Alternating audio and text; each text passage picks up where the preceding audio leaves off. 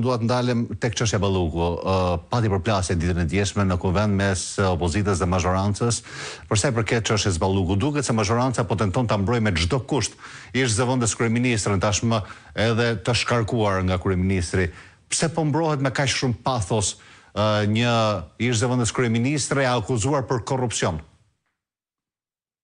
Sepse është e qartë tashmë në sytë e gjithë shqiptarëve që kjo nuk është çështja Balluku, por është çështja Rama, dhe në qoftë se gjithë pikpyetja është pse në gjithë rastet e tjera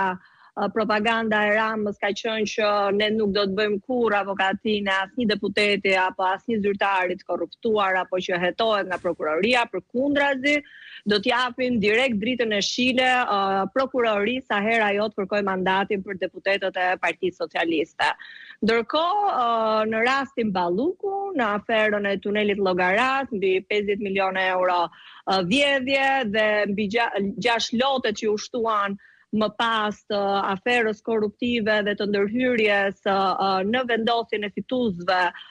të tenderave të ndryshëm, kemi mbi 2 muaj e gjys që kërkesa e prokurorisë speciale pranë parlamentit të rinë zyrtarët e Partisë Socialiste dhe tashmë është gjetur dhe alibia që presin raportin e Ulsi Manjës për të vendosur për zonjën Balluku. Ndërkohë që dhe në seancën e fundit nga prokurorët special është bërë qartë që ka pasur intimidim dëshmitarëve, ka pasur intimidim nga zyrtarë pranë zonjës Balluku, por gjithashtu rrezikohet prishja e provave. Ndërkohë, më lejoni t'ju them vetëm një fakt që në pyetjen që është bërë në Këshillin e Mandateve, në qoftë se kjo ishte një përndjekje politike apo jo, vetë avokati i zonjës Balluku ka pranuar që nuk është një përndjekje politike, duke treguar mjaft qartë dhe që në atë moment në fakt do duhet që seanca plenare të ishte mbledhur menjëherë për këtë çështje, sepse duhet të kuptojmë që vetë kuvendi nuk është as prokuroria as gjykatë. Nuk mund të përcaktojë masat e sigurisë, sikundër thot zoti Manja që është e mjaftueshme tashmë që ka ndodhur shkarkimi i zonjës Balluku, sepse nuk është detyra jonë ta bëjmë këtë gjë. Nuk kemi as gjykatë të përcaktojmë nëse imuniteti është i nevojshëm apo jo, por e vetme gjë që shef kuvendi është fakti në qoftë se ka përndjekje politike apo jo, dhe faktikisht imuniteti është përdorur gjithmonë për deputetët e opozitës, sepse ata janë më të linçuar apo mund të kenë përndjekje politike. Fakti që zvarritet kjo çështje. Patjetër, se kur vjen çështja tek deputetët e opozitës, zonja Xhixho po risjell në vëmendje këtu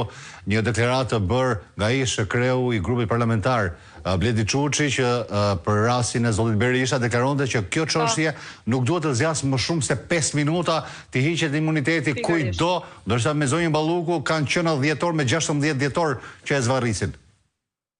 Pikërisht. Dhe kjo tregon fare qartë,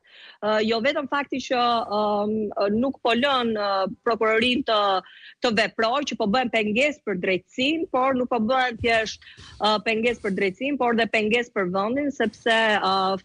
mos harrojmë deklaratat e europarlamentarit David McAllister në Tiranë, por edhe në Parlamentin Evropian, ku europarlamentarët ngritën me shqetësim dhe thanë fare qartë që çështja Balluku